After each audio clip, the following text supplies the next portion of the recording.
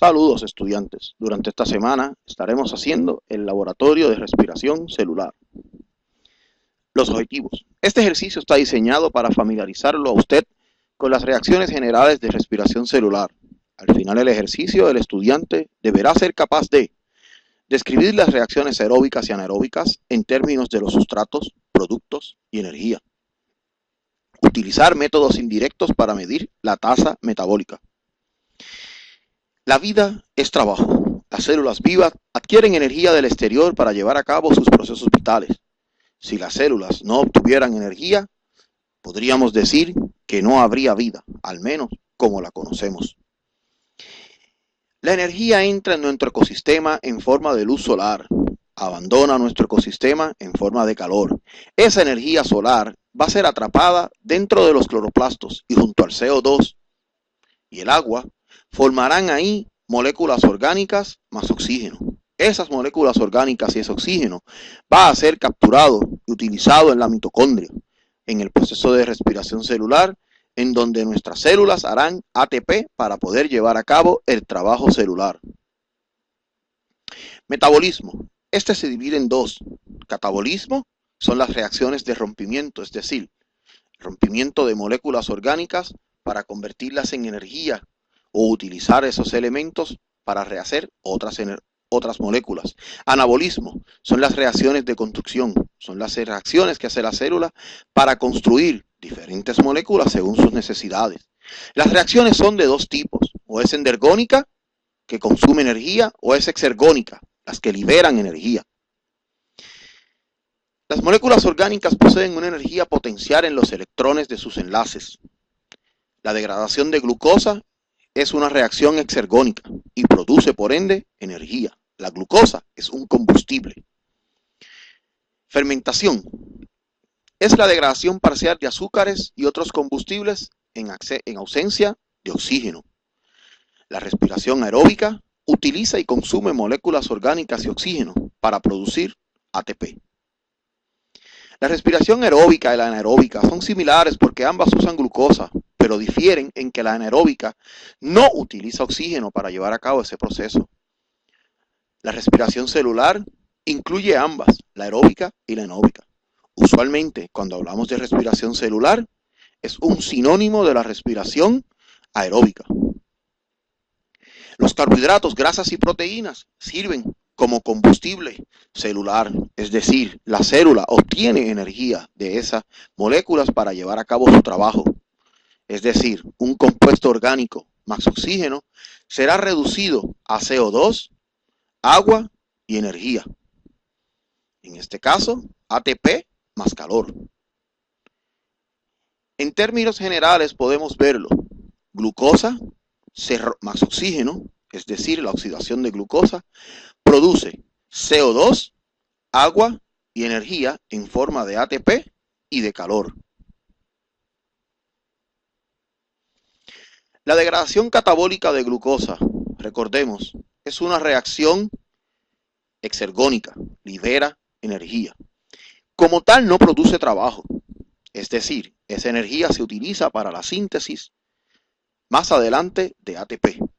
El ATP tiene que regenerarse para que el trabajo continúe, es decir, cuando la molécula de ATP se rompe para llevar a cabo trabajo, nos queda ADP más fosfato inorgánico. Hay que regenerar ese ATP para poder seguir llevando a cabo trabajo. Las reacciones de oxidación y reducción son las que permiten que la respiración celular transfiera la energía que está depositada en los electrones de la molécula orgánica, en este caso glucosa, al ATP. Aquí tenemos un ejemplo de lo que son reacciones de oxidación y reducción, o como las definen, redox. Es la transferencia de uno o más electrones de un reactivo a otro. Recuerden, en la respiración celular, la meta es sintetizar ATP. En oxidación, una sustancia pierde electrones y es oxidada. En la reducción, una sustancia gana electrones, es decir, es reducida porque su carga positiva es reducida. El donante de electrones lo vemos entonces como el agente reductor. El aceptador de electrones es el agente oxidante. Reacciones redox siempre ocurren juntas. Como vemos aquí, X con electrones va a ser oxidado porque pierde los electrones. Y va a ser reducido porque al ganar un electrón pierde carga positiva, es decir, su carga positiva se redujo. La oxidación de combustibles orgánicos durante la respiración celular, es decir, que durante respiración celular el combustible que va a ser glucosa va a ser oxidado a CO2 y O2 y el O2, reducido a H2O. Los enlaces de hidrógeno en las moléculas orgánicas son ricos en energía, la cual va a ser transferida al oxígeno. Es decir, la glucosa se oxida a 6 moléculas de dióxido de carbono. El oxígeno se reduce a 6 moléculas de agua. Lo importante es la ganancia de energía. La energía se produce y se recoge en diferentes pasos vía NAD positivo y la cadena de transporte de electrones. Es decir, en respiración celular la glucosa se rompe a través de una serie de pasos donde se le quitan gradualmente los electrones. En un solo paso, la energía se perdería, es decir, sería una explosión. Cada paso, al ser catalizado por una enzima, provoca un orden. Cada electrón viaja con un protón, ¿ven? Es decir, con un átomo de hidrógeno. Así mantenemos el orden celular. Un electrón va a perder su energía potencial, es decir, calor, cuando es transferido de un átomo a otro, más electronegativo, como lo es el caso del oxígeno. Recordemos, el oxígeno es más electronegativo que el hidrógeno. Los átomos de hidrógeno no son transferidos directamente al oxígeno, es decir, no formamos agua directamente. Primero van a ser transferidos a NAD positivo, que se llama niacina, una coenzima. Esta niacina acepta los electrones y funciona como un agente oxidante durante la respiración. Cada NADH reducido representa energía almacenada que luego será utilizada para sintetizar ATP. Es decir, recapitulando, esos electrones de hidrógeno no llegan directamente a oxígeno. Primero van a NAD positivo para formar NADH y es ese compuesto entonces el que va a llevar la energía para sintetizar ATP. ¿Cómo los electrones extraídos de glucosa y almacenados como energía potencial en NADH son finalmente transferidos al oxígeno? Pues bien, el NADH va a pasar esos electrones paso a paso en una cadena de transporte de electrones. Esa cadena es como una cascada. La mayoría de esta cascada es llevado a cabo por proteínas de la membrana interna de la mitocondria. Aquí miramos el diagrama de nuevo y recapitulamos. Si nosotros llevamos los electrones de hidrógeno directamente a oxígeno, habría una explosión, mucha liberación de calor y luz, ambas formas de energía, y no ganaríamos nada en términos de trabajo celular. Sin embargo, si miramos el diagrama de la derecha, vemos cómo los protones, los electrones de hidrógeno van a pasar por la cadena de transporte de electrones, recordando que van en NAD positivo convertido a NADH, y al pasar por ese transporte de electrones ordenado durante esos pasos, vamos sintetizando ATP. Recuerden, el ATP es lo que la célula usa como energía para llevar a cabo trabajo. En ese punto entonces vamos a transferir los electrones de hidrógeno a oxígeno para formar agua. Etapas en la respiración celular. Una visión panorámica, es decir, vamos a verlo en el amplio espectro.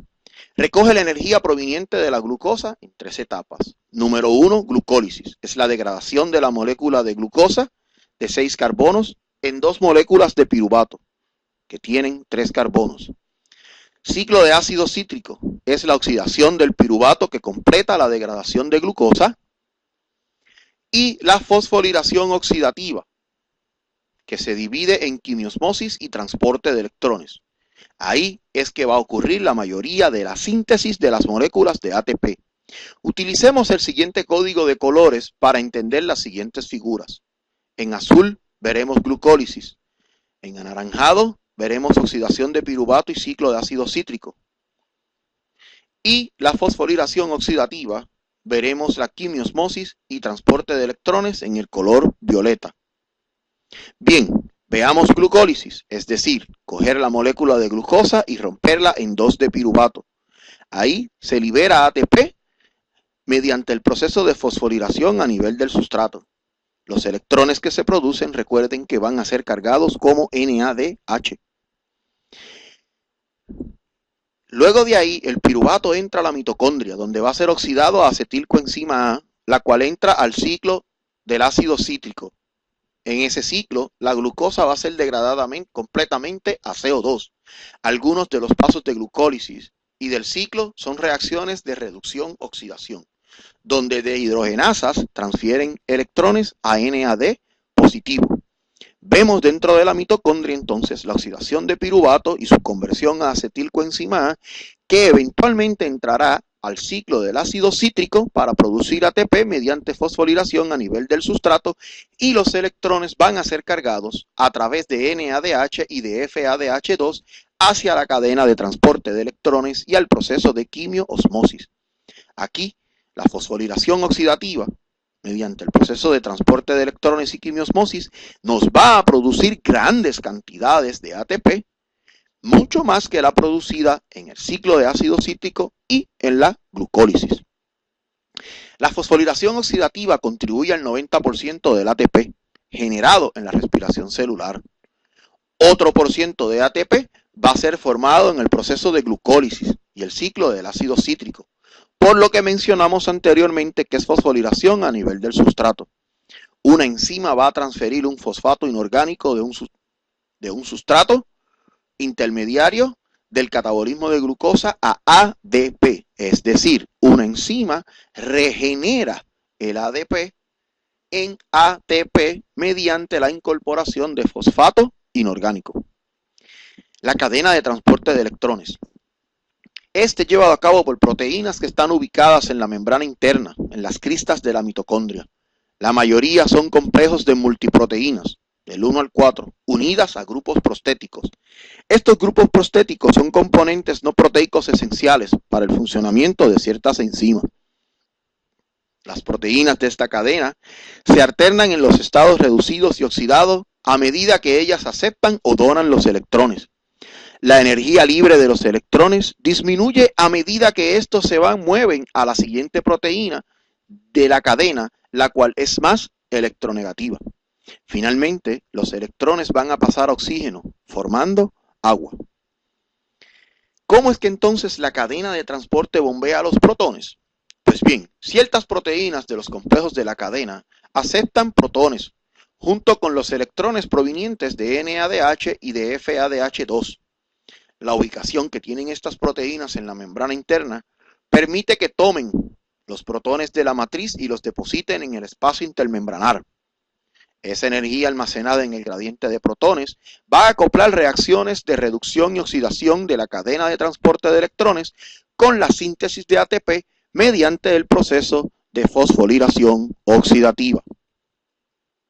Si miramos la siguiente figura, podemos ver los complejos 1, 2, 3 y 4 que van sacando protones fuera de las cristas de la mitocondria, y si miramos entonces, otra vez esos protones entran por la ATP sintetasa, en donde van a promover la síntesis de ATP a partir de ADP más fosfato inorgánico.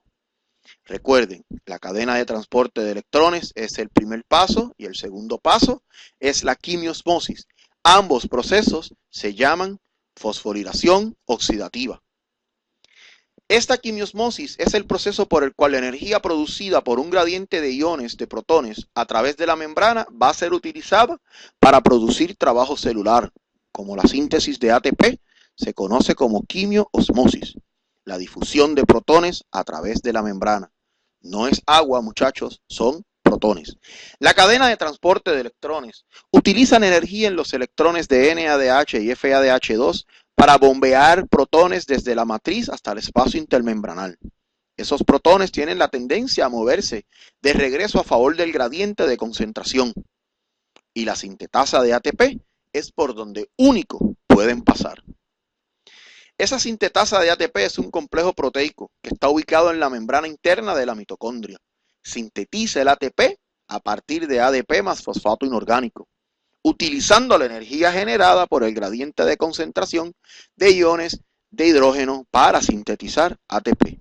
Si vemos aquí la explicación, los protones van a entrar dentro de la ATP sintetasa, la cual va a ser vista como si fuera un molino de viento en donde movemos el rotor con los protones, y cuando hacemos que ese rotor se mueva, internamente dentro de la célula hay un botón catalítico que toma las moléculas de ADP más el fosfato inorgánico para producirnos ATP.